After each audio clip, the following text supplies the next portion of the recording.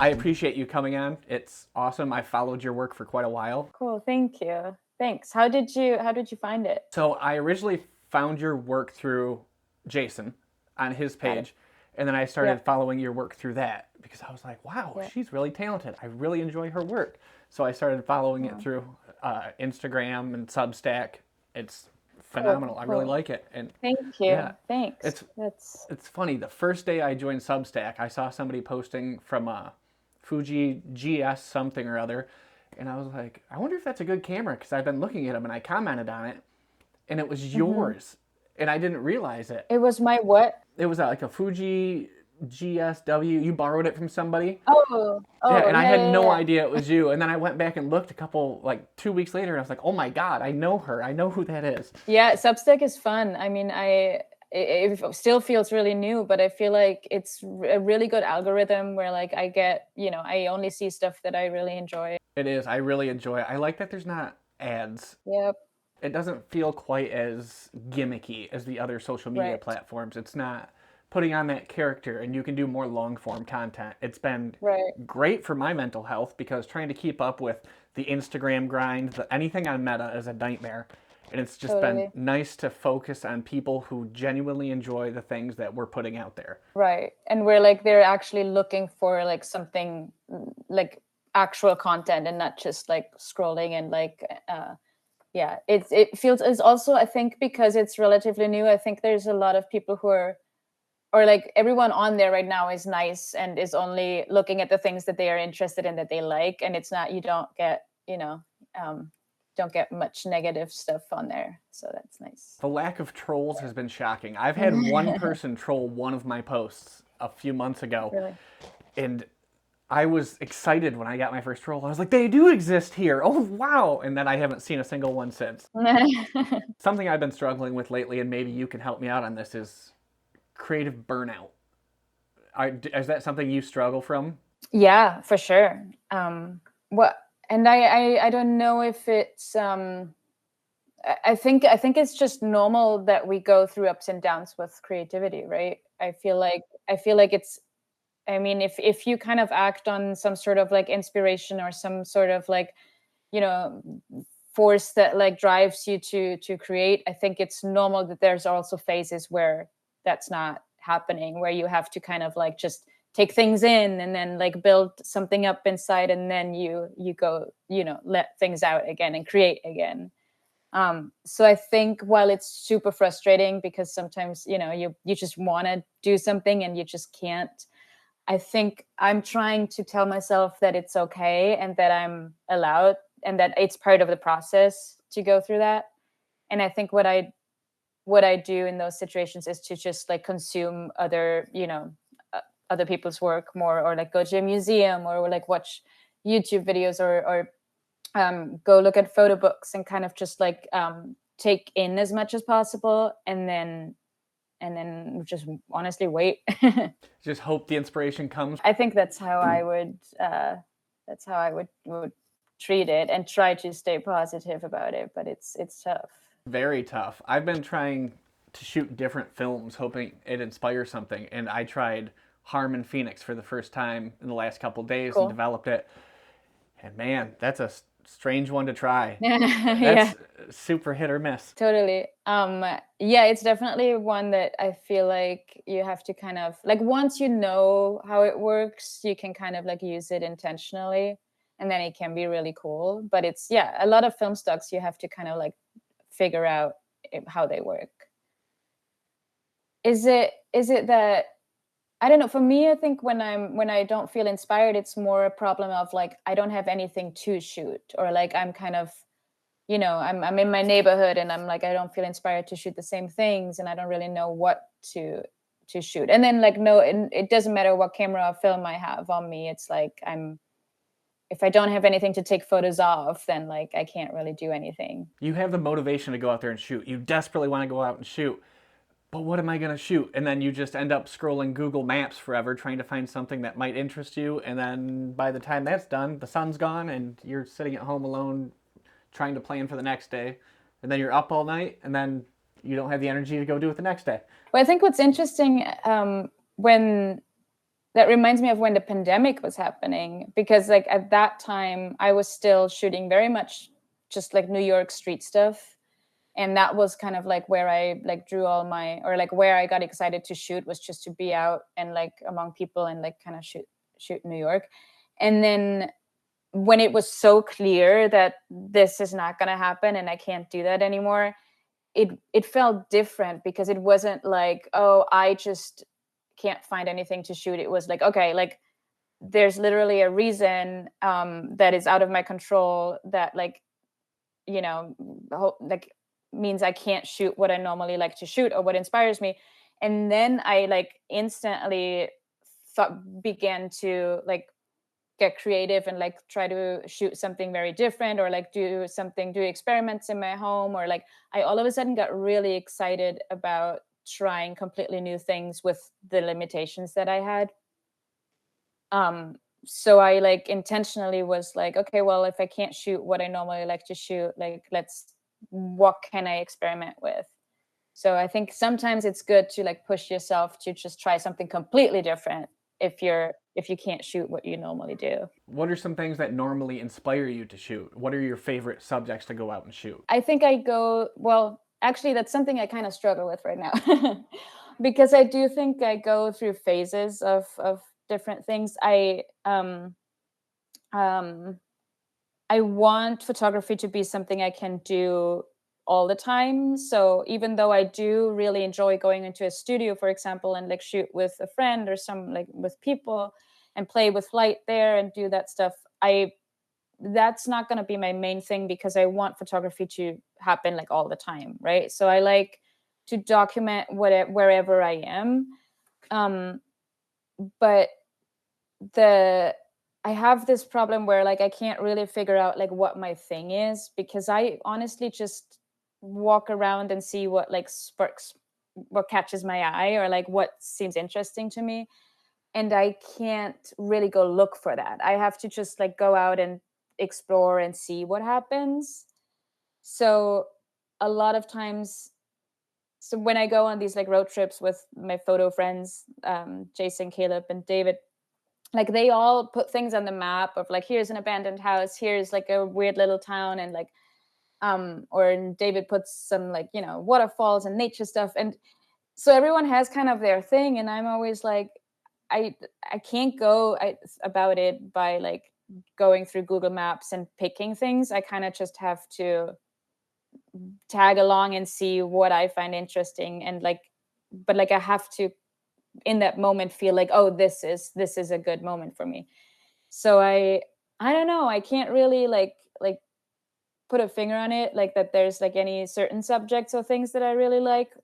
um it's been more just like, I don't know, I just like to like keep my eyes open and wait for something that like that looks cool to me, and that can be a barn sometimes, but like um that's just like weird scenes, or like or interesting scenes with light and colors or textures. And yeah, but it's no specific subject, I would say. One thing I've been trying to do lately is I'll pick a location that's about an hour away from my house, Mm-hmm. and I won't take the highways there. I'll take back roads all the way there, and hopefully I stumble upon something nice. Just taking the back road somewhere, and maybe taking that pressure off me to find something, to have that end goal in mind. The journey is what I enjoy more than the actual arrival. Yeah, I think I agree with that. I think that's how I go about it too. I obviously, like when we are on these trips and or we're in a national park and there's, you know, Bryce Canyon, of course I want to shoot it, and of course that's exciting, but like kind of what we find along the way that like we didn't know about, or is way more exciting to me. And like to then figure out like how to shoot it, and like where you don't already have photos in your head from other people, or like kind of like you have to kind of like, yeah, explore it with your camera yourself is way more exciting. So I like normally, even when we talk about where the next trip is going to be, I'm like, wherever you want to go, I'll find something like. You just tag along and hope for the best, which is that's really how I go through my life. Is I just show up where I'm supposed to be, and whatever happens. What are some of the things you do to get unstuck? Go to museums a lot. I love just taking things in. I think I don't have like the one trick that will like get me unstuck. But I think the things that I can do is take art in that inspires me or hopefully inspires me, or see new things. Maybe I even like I love going to specifically not photography exhibits when I want to be inspired, but just like, go see paintings or movies or something like that. And I think it's hit or miss, obviously. Like often I go and like nothing happens, but I think when I just spend a day in the MoMA or something, there's it often helps where it does something, just like getting those creative juices flowing again. And or sometimes it's just reading about someone's technique, or something where I feel like it gives me this tiny little new piece of information, or like new little thing to think about, and then I feel motivated to do something. And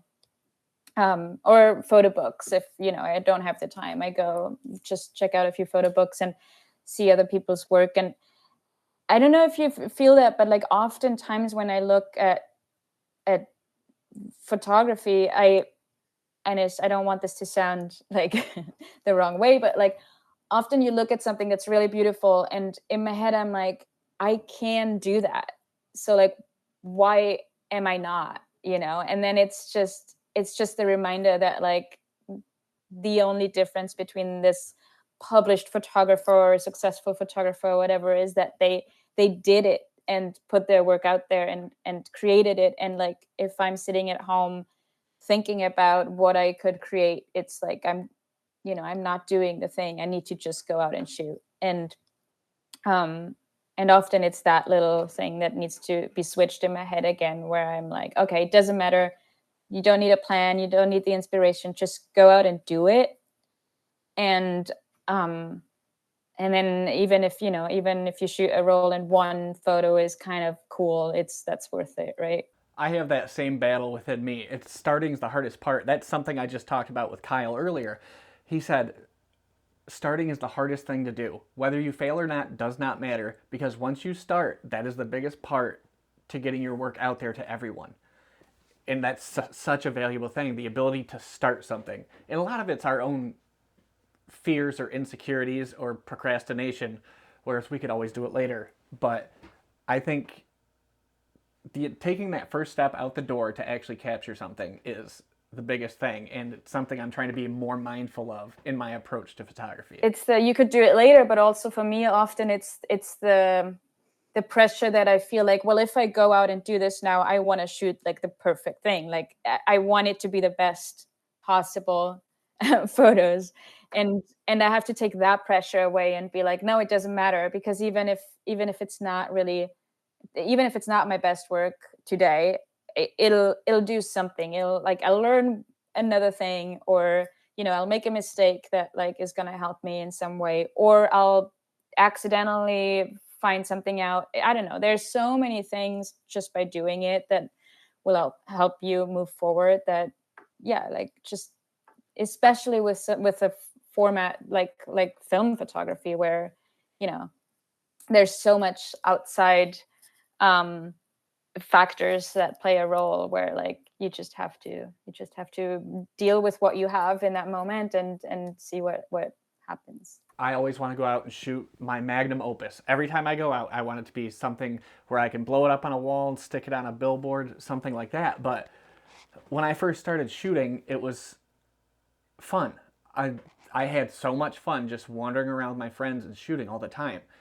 And that's something I kind of let go to the wayside because I was so obsessed with having the most well-composed photo or beautifully edited photo. It needed to be perfect. And I think getting back into the fun of that is what's helping me get back into the flow of creating good or great work.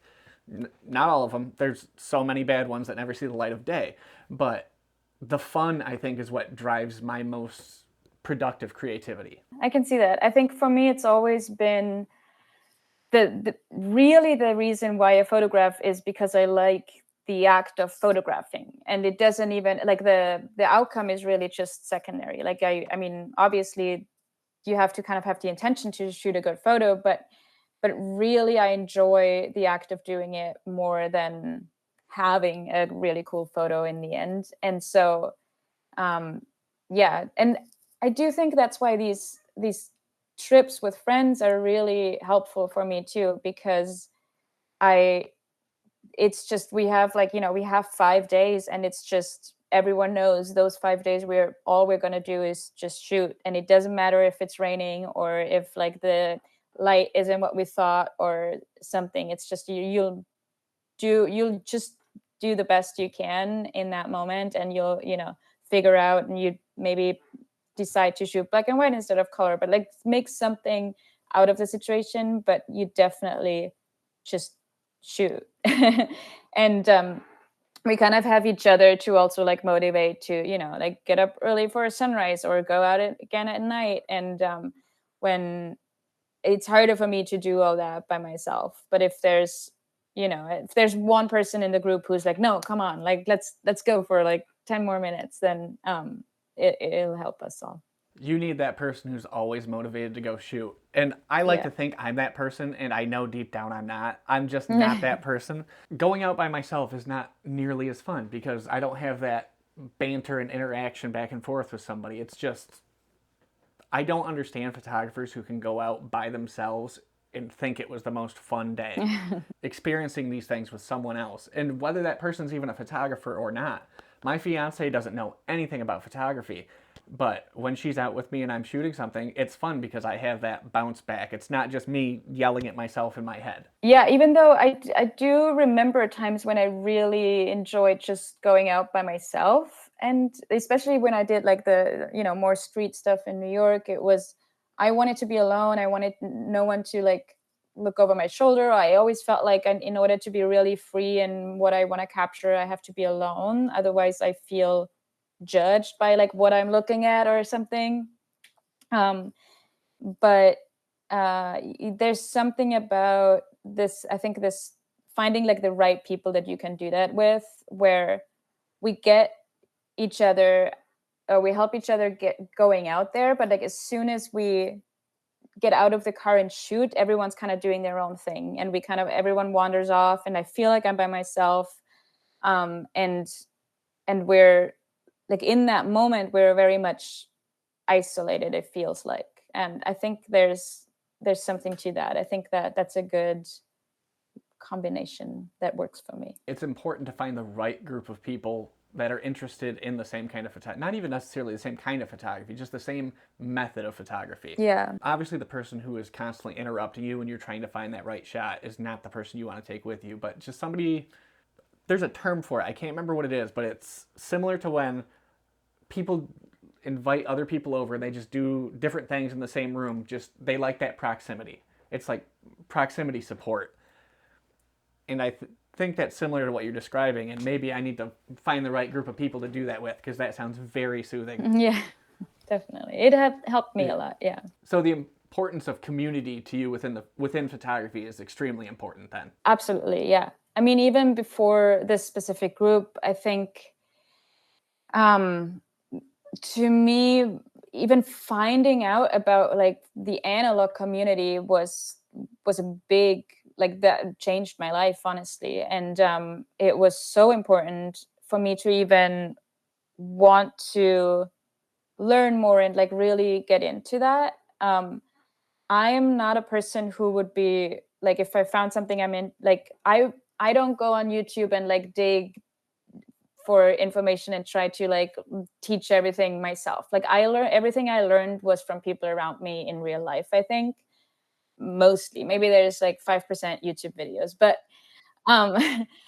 but really it was engaging with other people here in New York in the film photography community, where I like learned about all the cameras, all the film stocks, all the techniques, and it's a slower process than going on the internet and researching everything. But to me, it was this really beautiful process over years, where I feel like I you meet all these people, and there's always some expert for one very niche specific thing, and it's just really exciting to learn from them. And I think this community here in New York has really made it even possible for me to be so into this topic. Like I would have never gone so hardcore on film if it hadn't been for this community. So I'm a bit of the opposite. I learned everything I could from YouTube. Everything I know about film photography came from YouTube.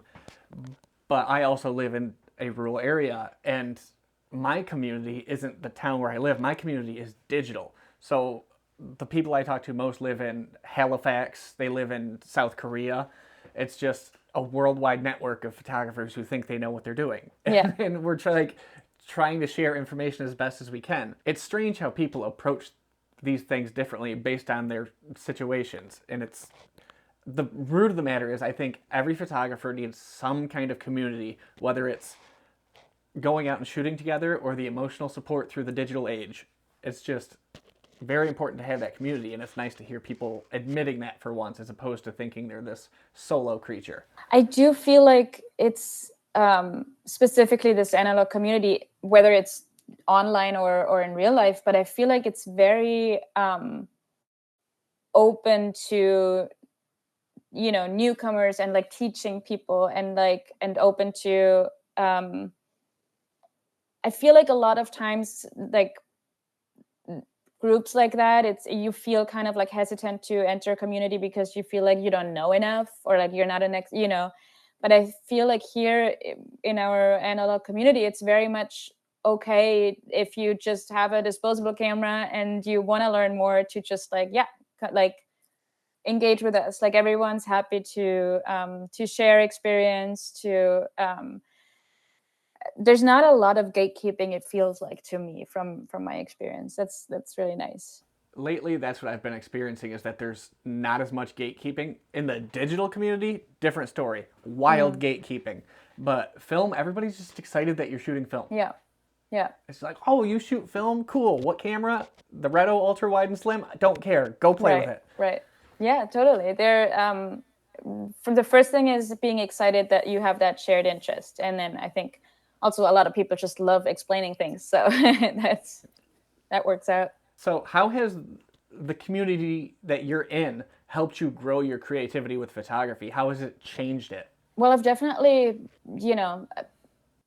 learned or like experimented more, because you go to all these like community events in New York, and there's, at least 5 people with a weird camera or a obscure weird lens or film stock, or something you've never come across, or you wouldn't be able to even try because it's super expensive or it's super rare. And so for me, it was just that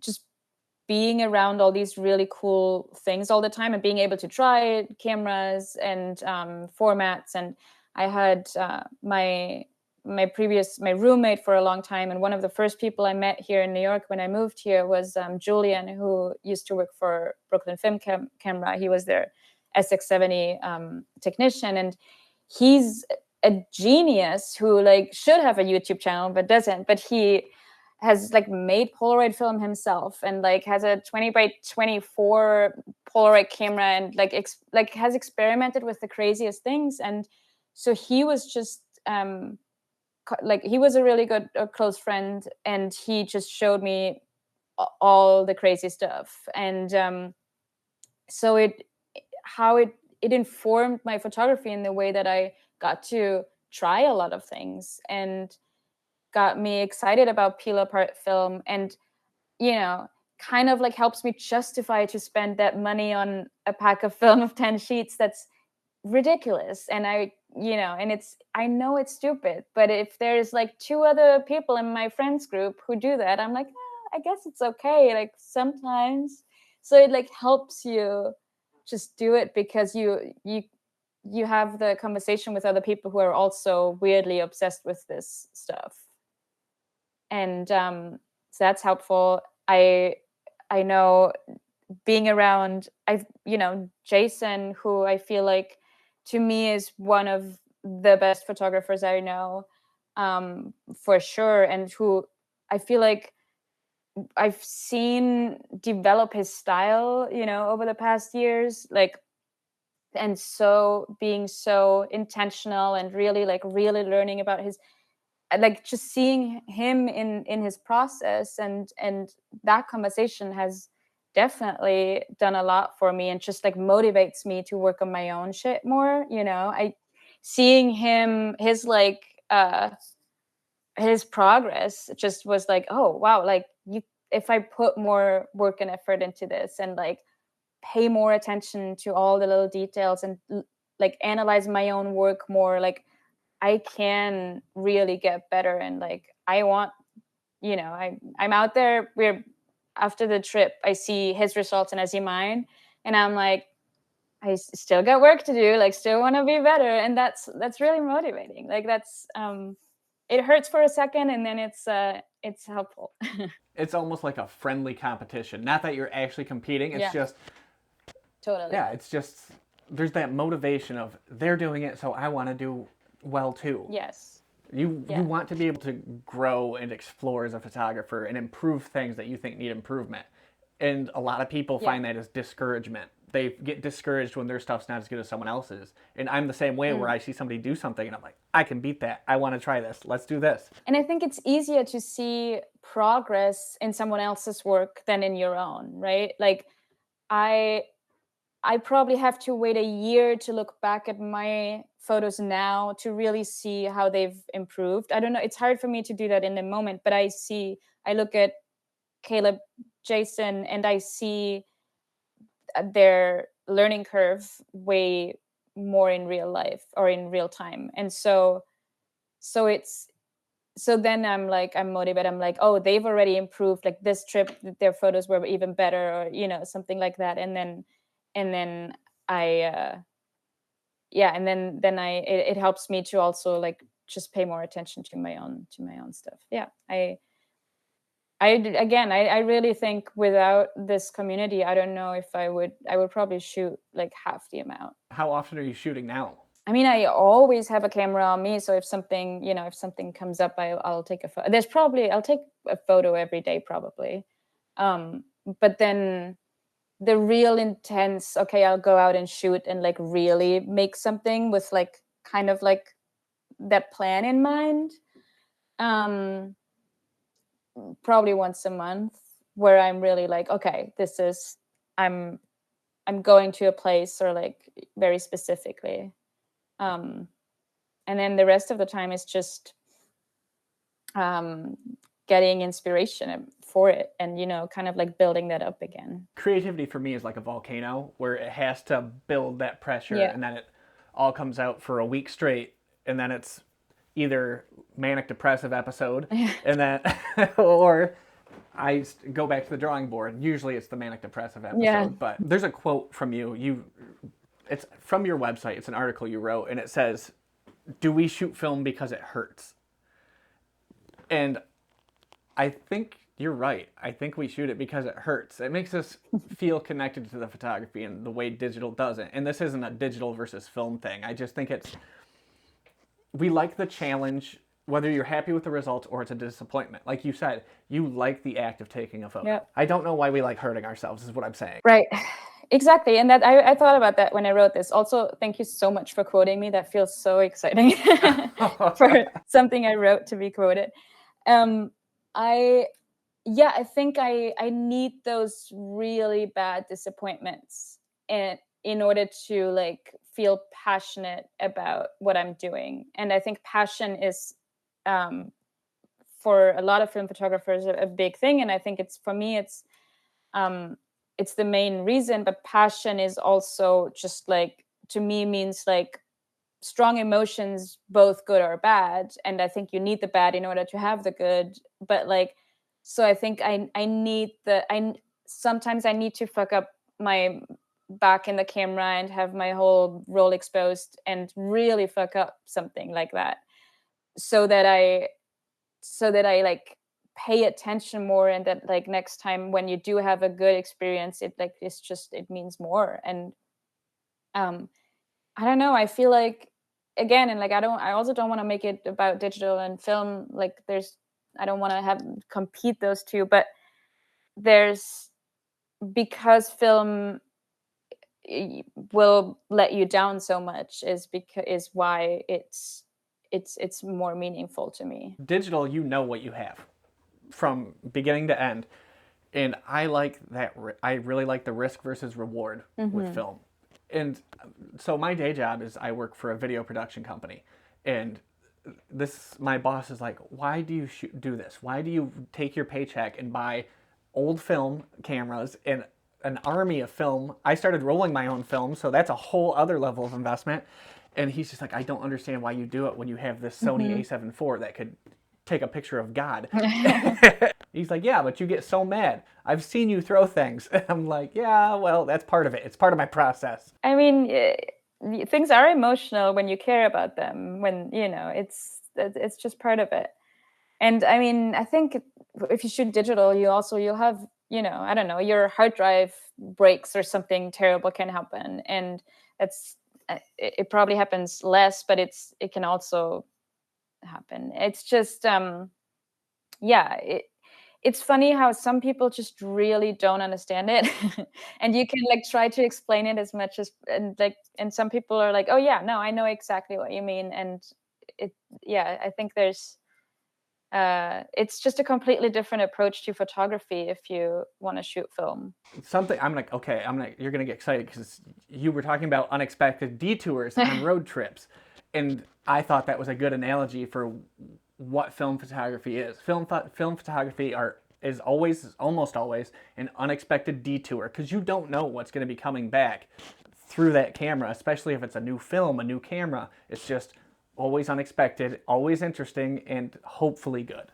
And it's again, and it's kind of what we said earlier, when you take like the small back roads, right? That's, even though you have something in mind, it's kind of like along the way what you shoot is more exciting. And then also a lot of times on a roll of film, the frame that I was most excited about, that I thought was going to be like, that's the banger, is kind of just like, yeah, it's fine. But there's this other photo that I didn't even really, that I forgot I shot, that's really standing out. And so, yeah, it's interesting how all that works. It's kind of, that's why I think there's intuition is really important, and often to not overthink everything when you shoot. I think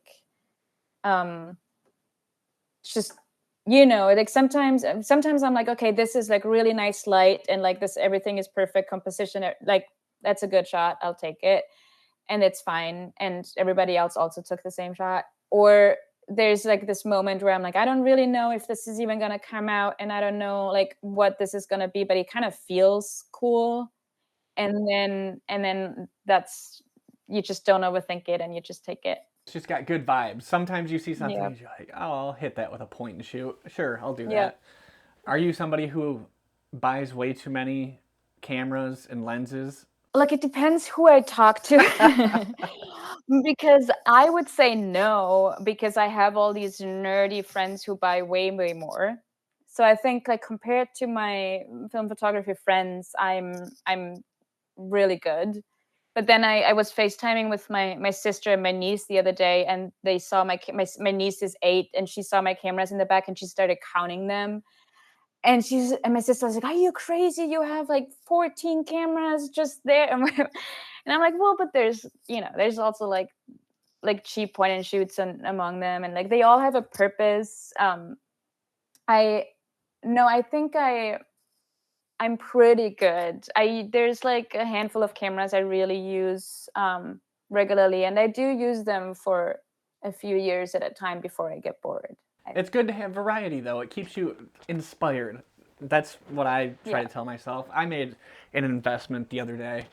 I bought this box of cameras, and it was full of old Argus cameras, like C3s, C44s, a couple little weird ones here and there, but I paid $50 and I got 24 cameras in the box. Did you know before what it was, or did it just say random box of cameras? This guy kept trying to, his son moved out of the country, and he's like, I've asked him to come get it. He won't come get it. He told me to sell it. And he sold me this box of cameras for $50. And it probably has $200 worth of lens filters in it. Wow. And I'm like, man, does he know, do you know how much this stuff's worth? He's like, I don't care. Just take it. Wow. So That's exciting. So now I'm going to try to shoot at C3, even though it's going to go horribly. Well, but it also will be fun. It will. I've had fun. I picked up, have you ever seen the old Mercury 2 cameras? No, I mean, not properly, no. I'm going to show you real quick because I nerded out about this. This is a little half frame. I don't know if you can, it's a half frame and it's a rotary shutter. Oh, nice. So you wind it, yeah, it's really cool.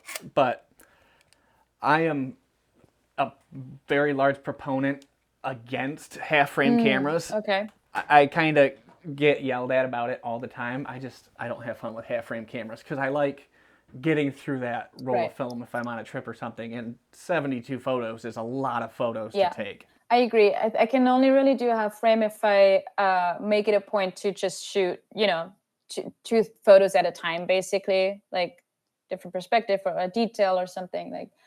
But otherwise it's too much. It's too much fun. Which camera are you using the most right now?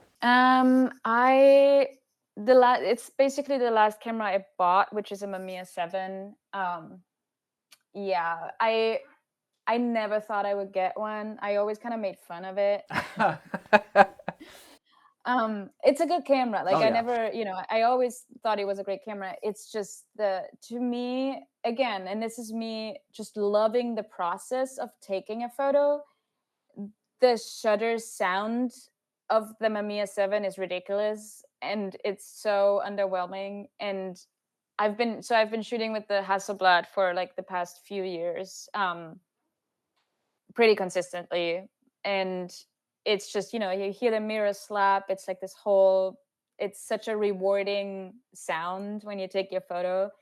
And it's just, and I still I have I'm hesitant with the Mamiya 7. I don't know if I love it because of the sound. And I'm noticing maybe more that this is weirdly important to me, of the feeling of it when I take the photo. I've heard that a lot from every photographer I've talked to. Well, I'd say 85% of the photographers I talk to, when they get a new camera, the shutter sound is a large one.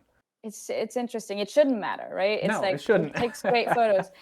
But I do enjoy, because I think I grew tired a little bit of 6x6 with the Hassi, and I just really wanted 6x7, and then I borrowed that Fuji GSW, which is 6x9, and I really enjoyed shooting that one. But it doesn't have interchangeable lenses, so I was like, okay, well, I guess if I do get a new one, and these are the things I want, I'll just. I found a good deal on a Mamiya 7, and I was like, okay, I'll do it. And I enjoy it. And it's also, for the trips that we're taking, it's nice to carry that one around, as opposed to the Hassi all the time, because it's just a little bit more convenient to take on hikes and stuff. But I'm like, but the shutter sound, so on this last trip I had to bring both the Hassi and the Mamiya 7, just because I was like, I can't really fully commit to the Mamiya yet. But so I think there's still I think maybe I'll find my true perfect camera eventually, and I still haven't. But those two I shoot a lot. I'm mostly medium format these days. Yeah. I'm probably getting ready to move up to shooting medium format because I've shot mostly 35, and I know I haven't exhausted my resources on 35, but medium format's something new and fun. I've shot a lot of 35, and it's just finding the right priced medium format camera, because man, prices have gone up so much. Yeah. There's some cheaper levels to entry, but the barrier towards the good stuff is crazy right now. Hopefully that comes down a bit. For sure. But it's worth it. I think it's, and even 36 frames for me are too many before I can swap the roll. Or I think the 35, it works for me in like in the city when I'm like in New York and like getting little snapshots here and there. But if I'm like very intentional about the photo, I can't do more than 12 at a time. And then I'm probably ready to shoot a different film stock. What film stocks are you using right now? Um, that's all over the place. I I shot a lot of like Portrait 160. I think that's quite underrated. Um, that's really nice film. I did kind of get around to Ektar since we've been shooting more landscape stuff. I always thought I didn't like Ektar, but I only had tried it in the city in like a point and shoot, and it was just too red. But um, for landscape, it's really nice. Um, but really, I love like Cinestill, all three of them. I think the 50D is also underrated. I think that's a really beautiful stock. And I just on this trip shot the Cinestill black and white for the first time. I'm pretty sure I went through my stuff and I was like, have I really never shot this black and white film? And I don't think I have, but I really like that one too. It was the results were quite nice, so I'll probably shoot that more. But yeah, I'm all over the place with Kodak, Ilford, Cinestill, some fun like film photography project stuff in there, and yeah. I've been meaning to pick up. I've noticed a lot of boutique film companies releasing these weird experimental films lately, and I keep thinking it's going to be interesting to pick one of them up, and I just never find the motivation to do it. And this week I ordered some. I couldn't tell you what I actually ordered because I've looked through an army of film stocks right now, but I did just order 100 feet of 200T and 500T because those are my favorite film stocks. I burn through those and really like the colors I get from it, but it's just there's so many options and so many fun things, and it's just a wormhole of debt is what it is. Well, but I think it's exciting that there's so much to try. I mean, it's not long ago, a few years ago, where everyone was complaining that there's not enough film, and and you just kept hearing about things being discontinued. And um, I think it's really exciting that there's so many small brands coming up and like trying things. That's why I was so excited about Phoenix when they announced Phoenix, and that came out. I was like, wow, a new color film from scratch. It's just not reboxed and rebadged. That's phenomenal. That is really exciting, and they're still working on it. Even if like I don't know, if I mean, give it another try now that you've shot it once. Try it one more time. Yeah, oh, I'm gonna. But also, what did you do? What did you rate it? I did box speed, and I'd overexpose a little bit in the meter, but it was. I got some. There are some excellent results from it, but I think the results are either excellent or just nightmare. Right, and it depends on what the lighting was, mostly probably. Yeah. Yeah, but I think it's fun to like figure it out, Phoenix. But I also it's just exciting that Harman is trying, right? And they are working on getting further with their color journey. So I think that's really exciting. I think they're innovating within the film industry right now, or at least trying to. Yeah. And I do think Phoenix is an innovation. Some people have very strong feelings against that, but I kind of like it. I have a post on Substack coming out about my initial reactions to it, and it says basically that I really love this film and like it, but also want to fight the person who came up with it because of the extreme sway in results and the lack of latitude within it.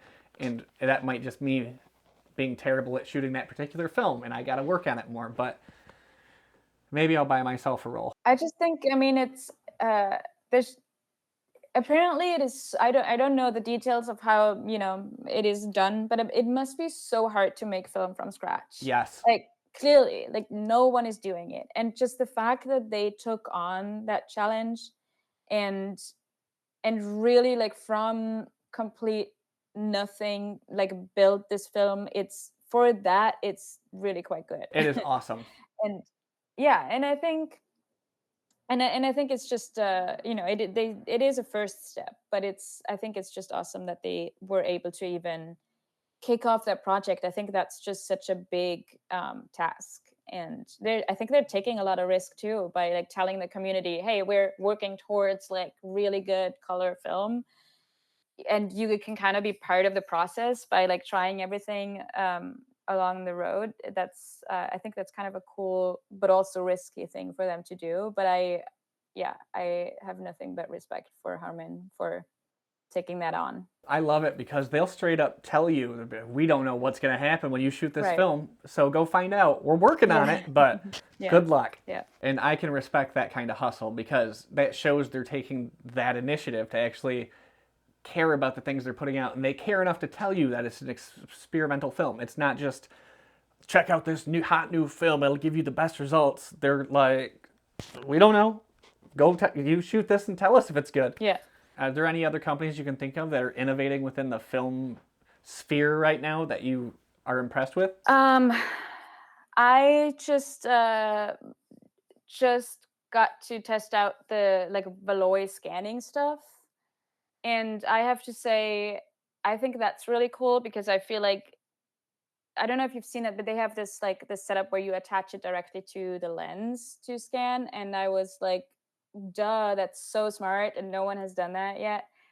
And it's also kind of like out of nowhere, but they're like building and like developing these really cool scanning products that are gonna make it really easy, more compact, just like so that like home scanning should really be just a go-to and not like a big giant investment that like, you have to shoot like 10 rolls a month for it to be worth it.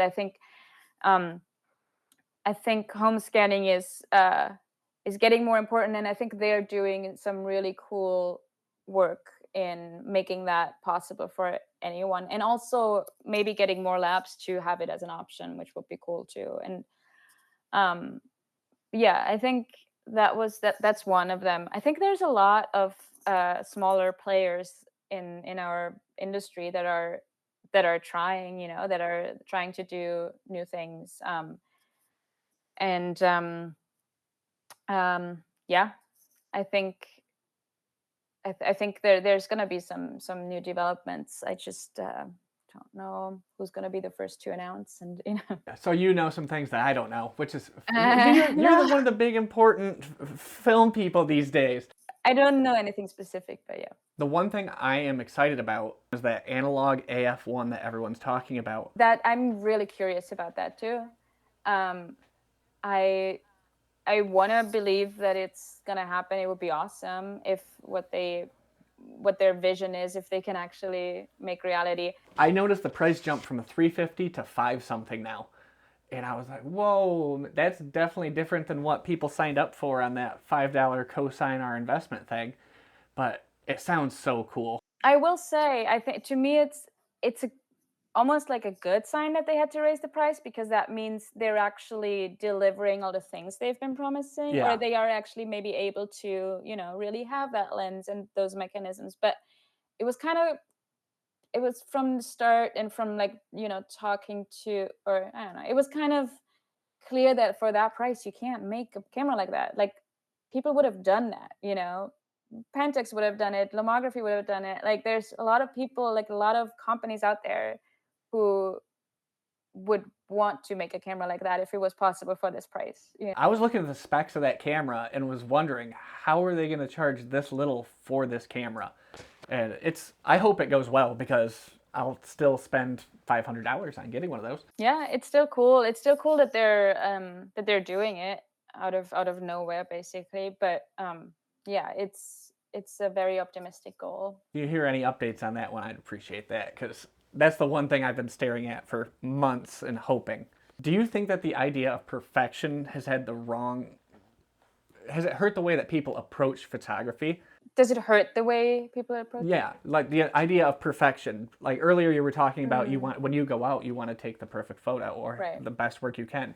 Has it hurt the way that people approach photography? Because if it isn't a perfect photo, a lot of people don't find it worth taking. It's like yes and no. I think it depends on how you define the perfect photo. I think as film photographers, it's it's already it's already different than it is for like digital photographers. I think the perfect photo, but um I think it's hard to say because like to me what a perfect photo would be, I'm still trying to get that, but I'm not trying to get that every time I press the shutter.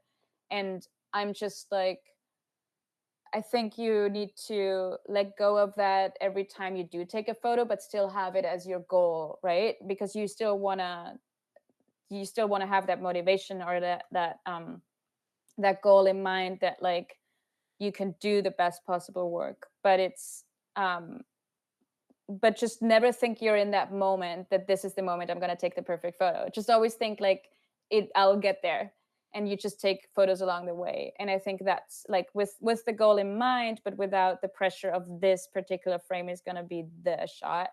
I think that's kind of how maybe we should navigate it. Because yeah, um I think having too much pressure on is gonna actually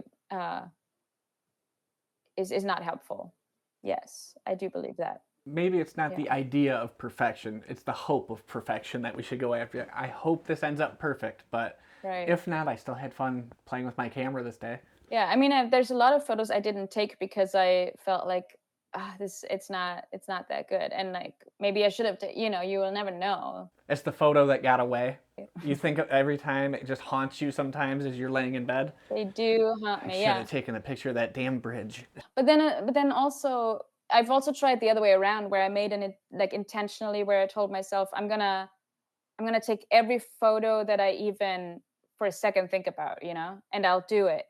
And then my problem is if I get a rollback where the majority of the photos, or like just too many of photos I've taken, are not good, or I don't really like, then I'm also losing the fun of it. Like it's also not helpful.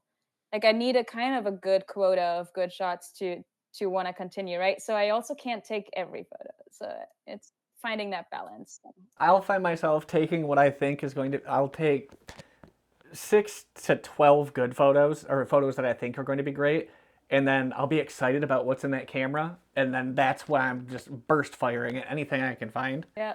Just so I can. Do you home develop or do you send out to the labs? I use the lab. Yeah, I have an exposure therapy is a lab here in my neighborhood, so I just like I walk over there. That'd be nice. Yeah. We don't have any of those around here. Yeah. I can't think of a single film developing lab in Michigan right now, so I'm just kind of out of luck.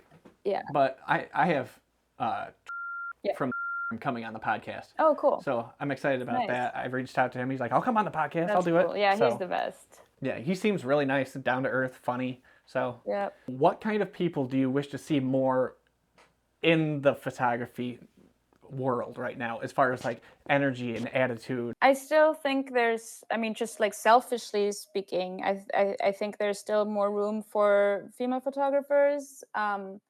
Where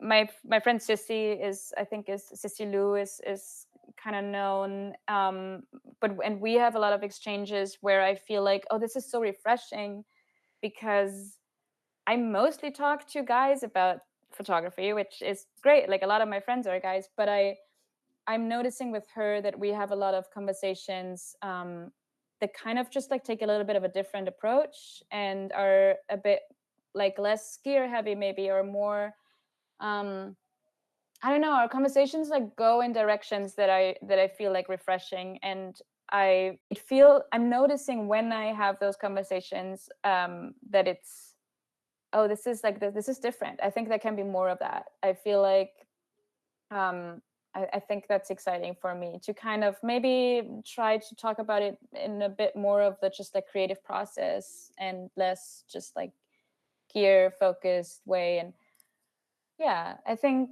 I love hearing thoughts behind the process that people had uh, when they are photographing. And I don't need to know the exact breakdown of like how a photo came to be, but just like almost like what's going on emotionally while you're out shooting in the rain, or or at the beach. But like, I think we don't talk enough about how much of like our emotions and like our inner world is actually reflected in the photos that we're taking. That kind of stuff.